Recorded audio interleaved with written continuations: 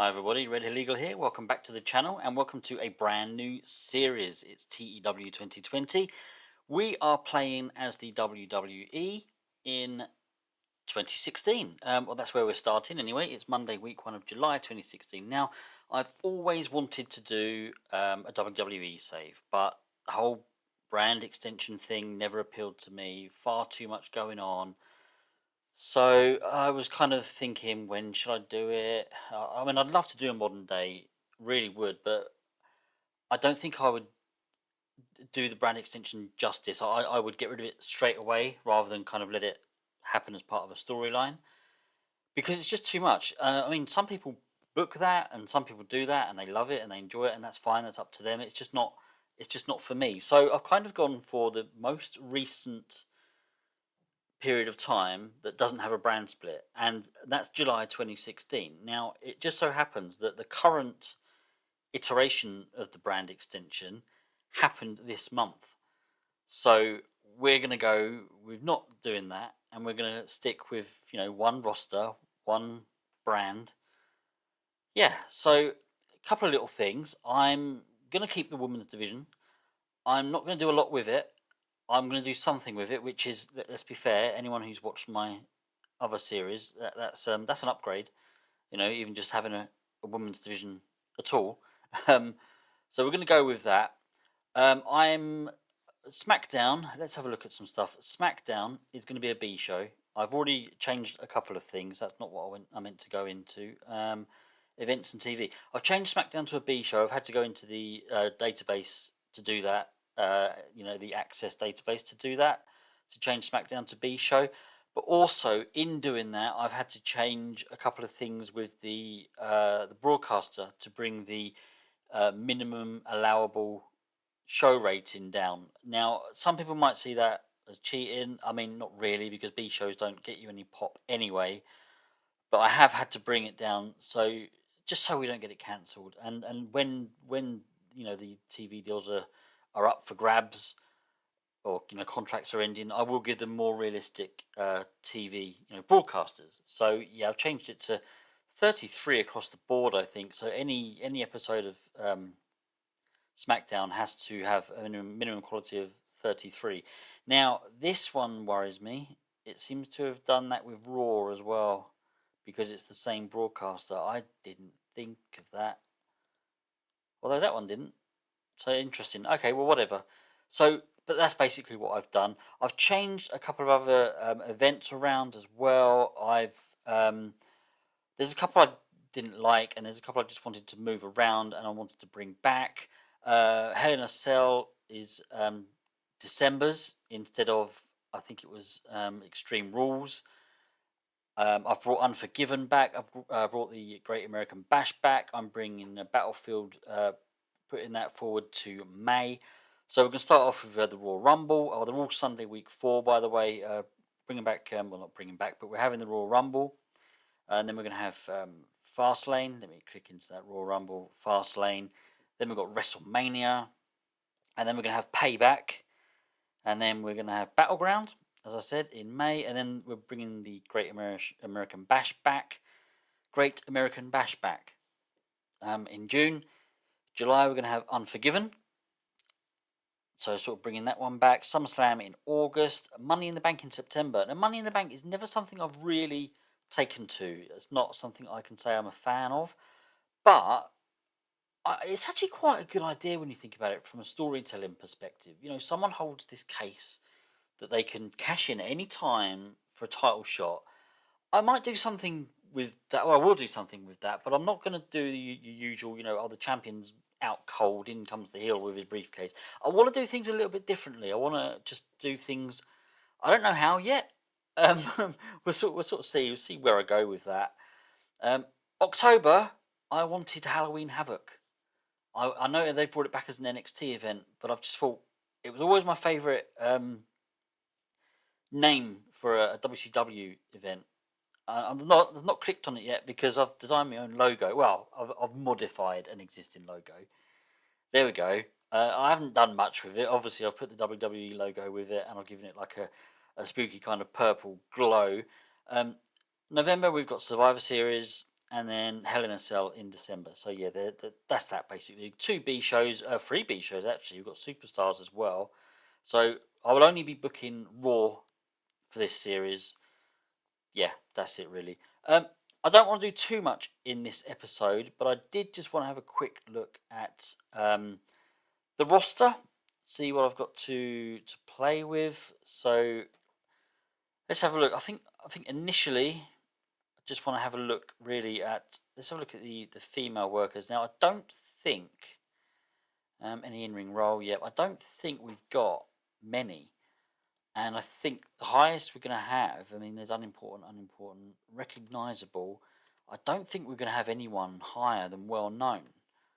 I mean, at the moment, one recognisable, everyone else is unimportant. Oh, there you go. There's another recognisable.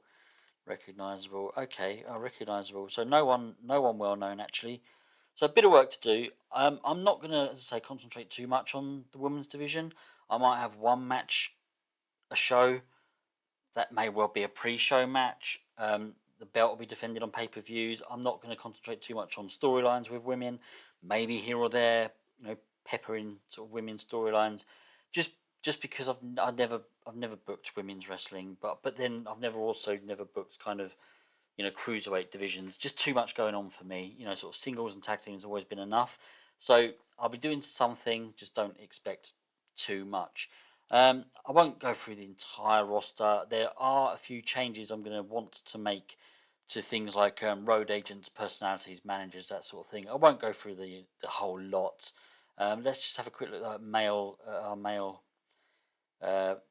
people we've got. So, I mean, unimportant. I mean, there's going to be a lot I'm going to probably want to get rid of and bring in my own people, like proper, what I call proper jobbers. Like Bo Dallas, he's unimportant, but I kind of see him as more than a jobber. He's not. He's someone. I'm not going to say I'm going to push him hard, but there's something about him. He's more than just a local talent who's going to lose every week. Same with Curtis Axel. I mean, who else have we got here? Names I recognise. Darren Young, not really a name I recognise, but he's being managed by Bob Backlund, and he's actually pretty good. So I think he needs a manager.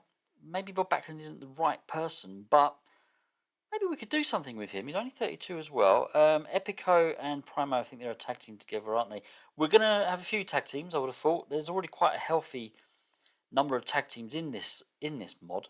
So yeah, we'll do something there, and we'll use it really we'll have a few sort of forever tag teams, and we'll have a few people that are kind of in tag teams that eventually I'm going to sort of move into singles.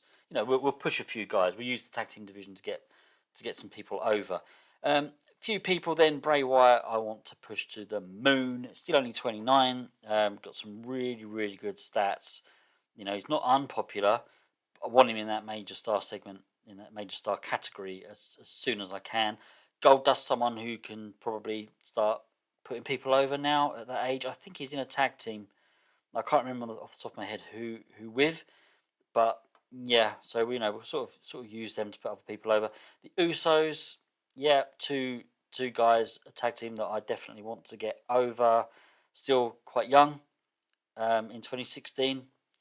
We've got people like Kofi Kingston as well, Big E up there, and Xavier Woods, the New Day. We'll keep them around, but we've got people like, Xavier Woods. Look at those stats. We're going to push him to the moon. Sami Zayn, someone else as well. We know that in real life, the last couple of years, he's been in some pretty high-profile storylines. The Bloodline and that sort of thing. Definitely want to push him again. Just look at those stats. They're awesome. So let's have a look at our well-known people. Not quite the other end of the scale, but we've got.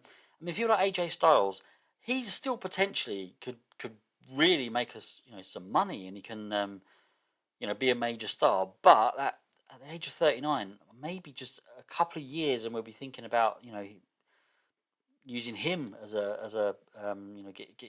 getting some other people over, really. So, we've got a few lower down the card that I want to get over, and I'll be looking at people like AJ Styles because of his age, to be the people to lose. And same with Alberto Del Rio. I mean, even the Big Show, really. I mean, I know he's still a really big guy and everything, and you got to be a bit realistic about who he's going to lose to. But at that sort of age, let's just bring some of the younger guys through. His stamina as well, 65. How long can he sort of last? Rusev, someone I want to push to some extent. He's not awesome, but I suppose he's got a few decent stats in a couple of the right categories. Ryback will more than likely be going. He's angry and he's only got 28 days left on his contract. And to be honest, he's crap. So, yeah, won't be keeping him around. The Miz, never been a fan. A rubbish name, to be honest, The Miz. I've never liked it. But, you got to be looking 35, really good stats. Keep him in and around that mid-card area. A strong mid-card player for us. I want to have a look now at our stars.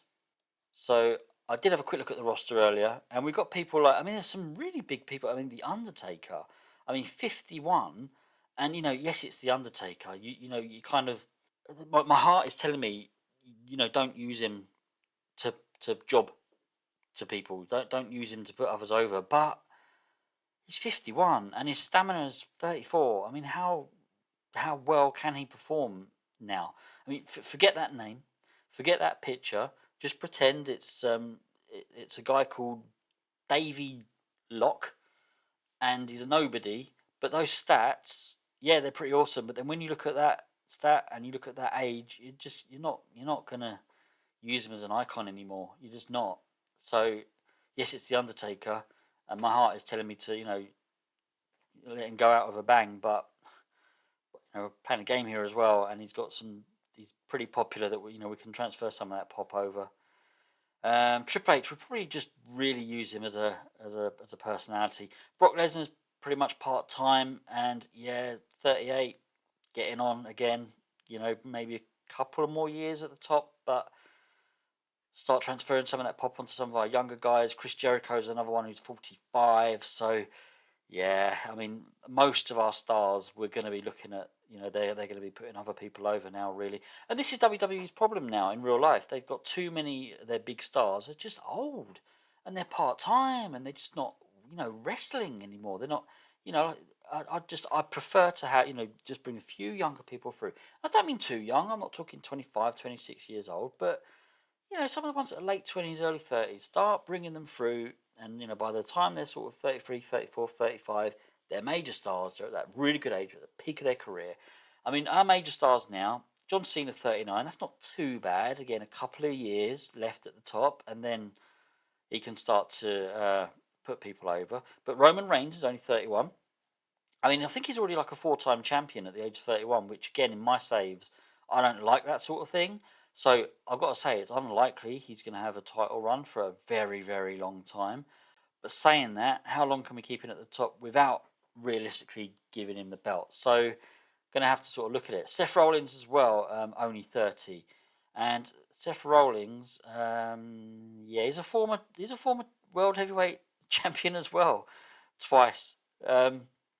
So again, already age of 30, 2-time world champion. Yeah, I don't like too many multiple reigns. Certainly not, sort of 5, 6, 7 times, and then you've only got to look at someone like Cena who's had it too many. But yeah. Also going back to, I look at the whole roster. So go back to any perception. I just wanted to have a look at our champion who I've forgotten who it was already. What's his name? Not Seth Rollins, not Roman Reigns. Who's the other guy in the Shield? Dean Ambrose. Here you go. He's our world champion, and he's only well known. That isn't on. I can't have that. I don't think it'll take much for us to get him into the major star.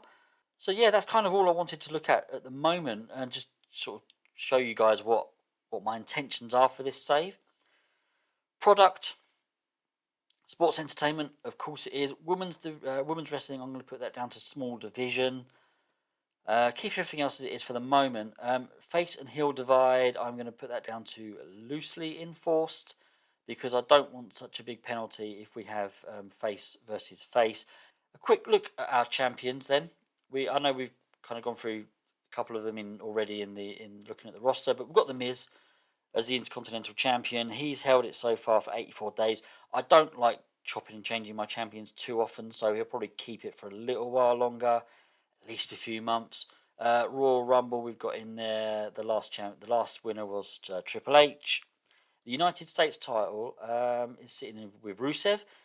The Women's Championship, which yes we are going to keep, is with Charlotte. The World Heavyweight, as we have seen, Dean Ambrose. And our tag team belts are currently on Big E and Kofi Kingston, so one version of the New Day. The United States title and the Intercontinental title, I think I'm going to keep both. I don't usually like doing that. If you've watched my WCW 98 save, I got rid of the TV title because I only like to have sort of a main singles title and then a secondary singles title. But I think in this save, at least to start with, I'm going to keep both and see how it goes. Yeah, so yeah, there's that. That's kind of it. I think I don't think there's anything else I kind of want to show you. We're keeping one brand, as I said, and we'll just see how we get on. The very first show is like now, pretty much.